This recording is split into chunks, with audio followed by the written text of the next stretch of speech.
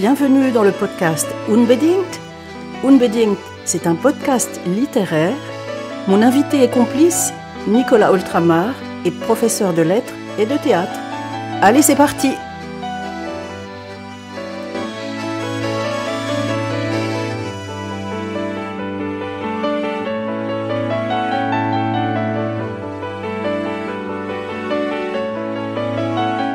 Chers auditeurs, chères auditrices, bonjour.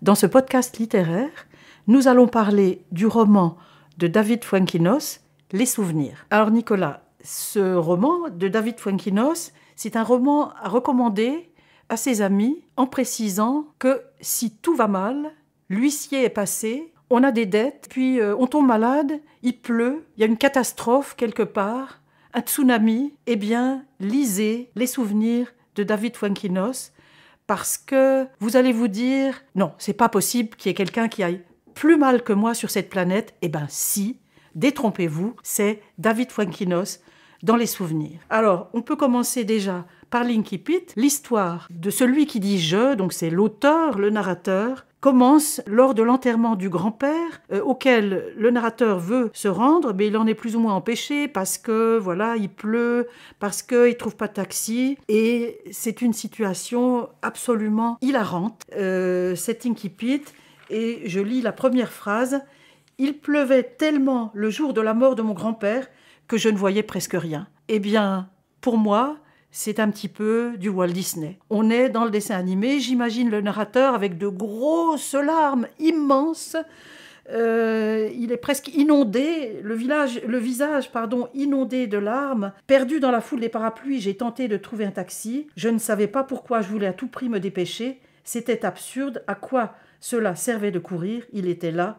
Il était mort. Si David Fuenquinos a prévu de créer une forme de pathos avec cette scène, eh bien, c'est raté parce qu'avec moi, j'éclate de rire. Alors, on peut se dire que c'est un effet facile et simple. Ça ne s'arrêtera pas, d'ailleurs, au décès du grand-père et à son enterrement. Mais après le grand-père, c'est la grand-mère qui ira très mal et qui va avoir une histoire très mouvementée, même en fin de vie. Et puis c'est au tour des parents de se séparer. Et puis c'est un effet en cascade où les malheurs s'enchaînent et parallèlement à tous ces malheurs, le lecteur et la lectrice rient de plus en plus. Oh, je suis pas complètement d'accord avec toi. Enfin, en tout cas, je ne l'ai pas lu et ressenti exactement comme toi.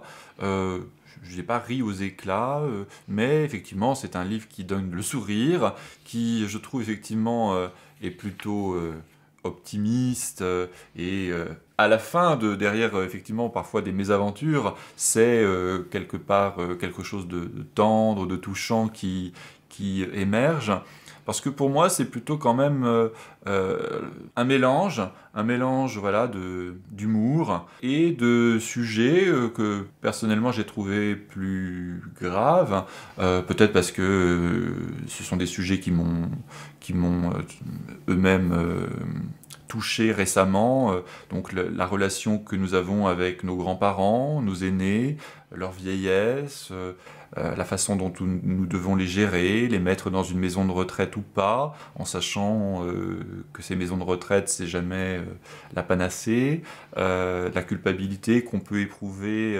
à faire cela, la part d'égoïsme dont on prend conscience à ne pas être prêt à sacrifier davantage sa vie personnelle pour leur consacrer du temps. Donc tout ça, c'est des sujets qui m'ont touché plus qu'ils ne m'ont fait rire, même si voilà, j'ai bien conscience qu'il le traite avec une certaine ironie, une dérision. Mais pour moi, c'est plus pour lui une façon de créer, on va dire, une émotion qui ne sombre pas dans le pathos, dans la sensiblerie, quelque chose qui serait donc un peu dégoulinant. Donc justement, une sorte de rempart contre le dégoulinement, ce serait cette dose d'humour qui reste toujours présente, mais pour moi c'est une façon de créer plus une sorte d'émotion délicate, plus que vraiment chercher à nous amuser, à nous faire rire. Non, mais c'est jamais un rire qui est aux dépens de la personne. Il ne rit pas aux dépens d'une personne âgée. Hein, je pense à la situation, une situation bien précise, c'est le moment où la grand-mère vit dans une maison de retraite et que, comme dans beaucoup de maisons de retraite, il y a des toiles dans les couloirs qui sont soit des imitations, ou ici c'est une toile d'un peintre animalier, c'est la représentation d'une vache, et cette représentation elle est tout sauf belle, soit esthétique, et on se dirait voilà, il va s'en arrêter là. Eh bien non, Fuenquinos va plus loin, il va, pour faire plaisir à sa grand-mère, chercher et trouver l'auteur de cette toile, qui bien entendu est complètement oublié qu'il avait fait cette toile, et là c'est une cascade de rire.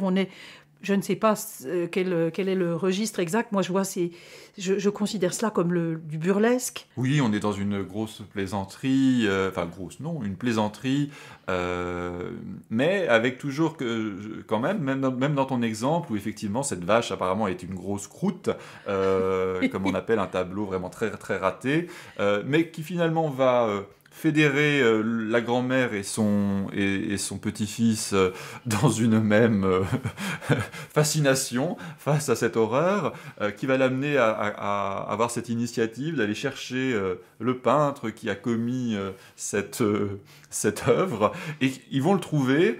Mais d'abord, effectivement, un peu avec l'intention de s'en amuser, de rigoler à ses dépens. Et puis finalement, il découvre un être humain avec ses difficultés, ses failles, sa sensibilité, même si visiblement, effectivement, c'est pas un grand peintre.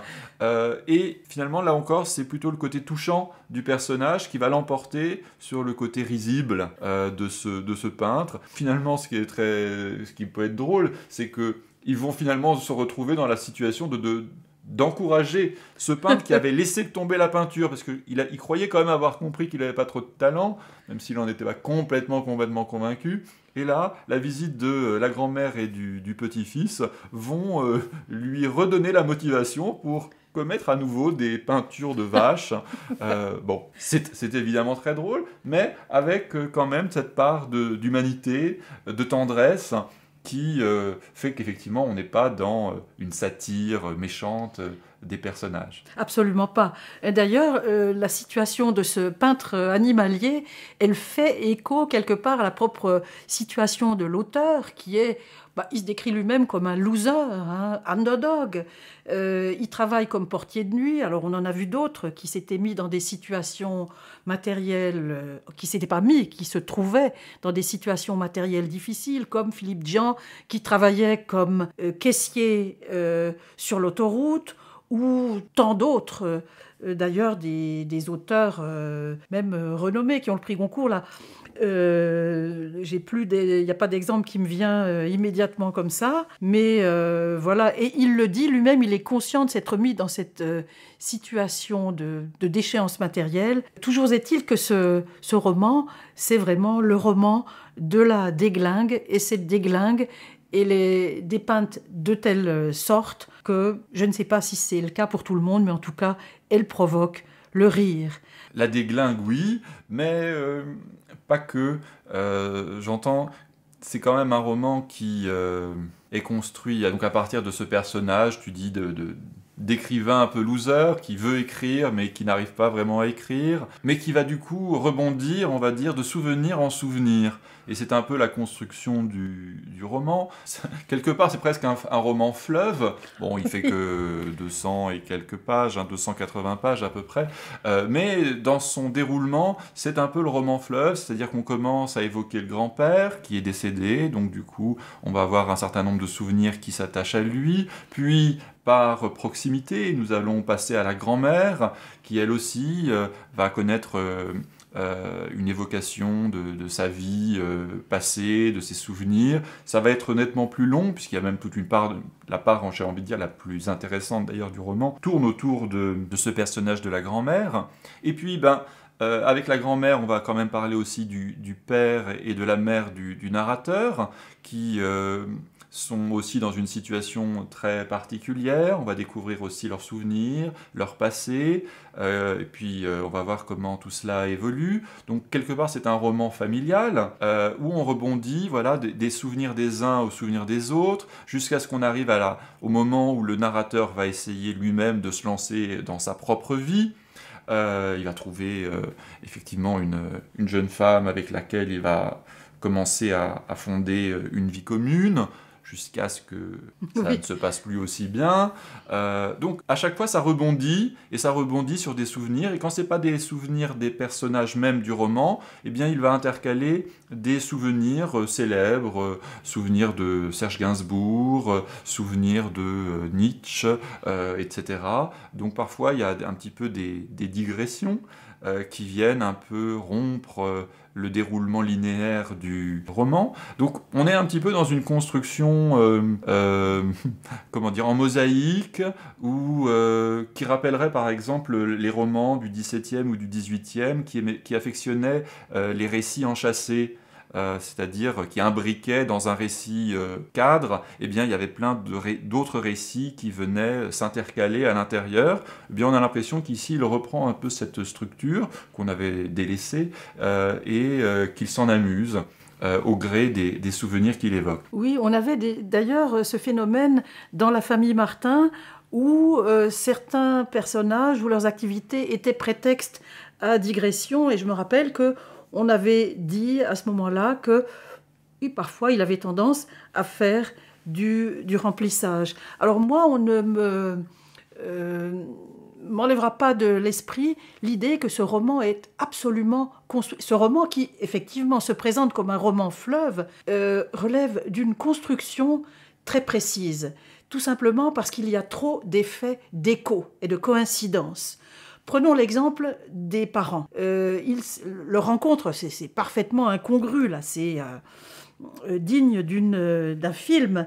Le père voit une jeune femme, elle lui plaît, mais il est tellement coincé qu'il ne trouve qu'une chose à faire, c'est d'aller voir cette jeune femme en lui disant « Vous êtes si belle que je préfère ne jamais vous revoir ». Et puis, le père s'enfuit. Et ce qui est amusant d'ailleurs du reste dans cette situation, c'est que, un petit peu comme dans un atelier d'écriture, on aura les souvenirs du père, donc il va raconter dans sa perspective comment il a abordé cette jeune femme et que, en dépit de sa timidité, ou justement en raison de sa timidité, il s'est enfui après lui avoir dit cette phrase étrange.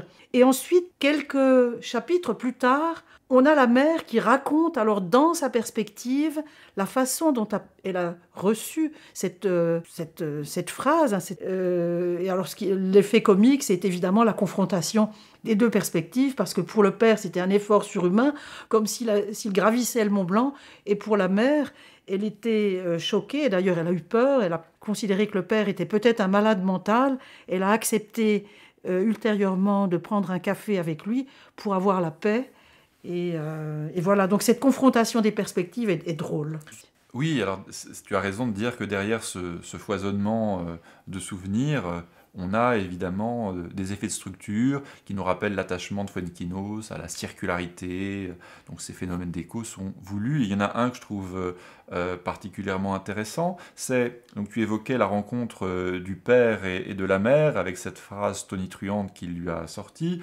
Et il se trouve qu'après, il a quand même envie de la revoir, mais il ne sait pas qui elle est. Donc qu'est-ce qu'il fait ? Eh bien, il retourne sur les lieux où il l'a rencontrée, sans savoir si elle reviendra. Donc, je crois que c'était une église. Et ce qui est intéressant, c'est que son fils, donc le narrateur, lors d'un enterrement, donc il accompagne sa grand-mère à l'enterrement d'une femme qu'elle a connue. Pendant cet enterrement, il repère une jeune fille qui lui plaît bien. Visiblement, la jeune fille n'est pas insensible à son charme non plus.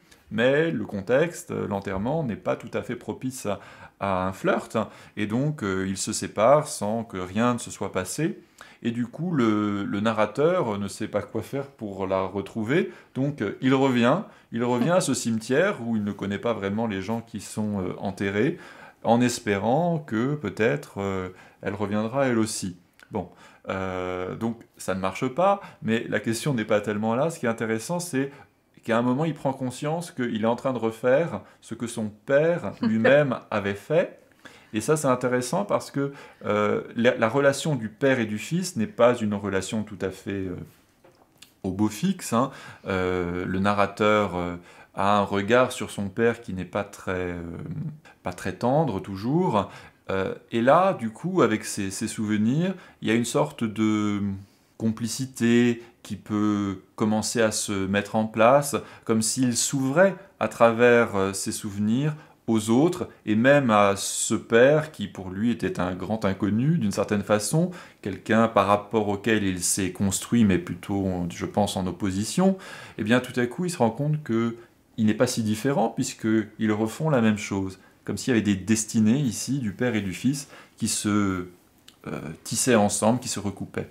Et qu'ils aient tous deux des lieux de prédilection pour le cimetière, mais pas pour venir y pleurer, mais au contraire pour y trouver, pour y rencontrer l'amour. Parlions tout au début du personnage de la grand-mère qui occupe une place importante, qui est je dirais presque le personnage central au cœur de ce roman. Et il y a aussi un effet très tragicomique, c'est que au moment où elle prend la fuite, elle fait une fugue, elle quitte la maison de retraite pour retrouver les lieux de son enfance. Et c'est ce que nous faisons tous, en fait. Ce sont peut-être des lieux communs, quelque part. Elle va revoir son école, donc l'école où elle était enfant, l'école maternelle, et elle va passer la journée dans une classe du cours élémentaire, et elle va être accueillie à bras ouverts par l'institutrice et par les enfants, évidemment. Elle va leur raconter comment c'était il y a 70 ans. Et cet épisode, c'est évidemment, on aurait pu tourner le personnage de la grand-mère en dérision, alors que là, c'est plutôt, sans être dans le cliché, quelque chose qui fait chaud au cœur. Oui, ce personnage de grand-mère est touchant.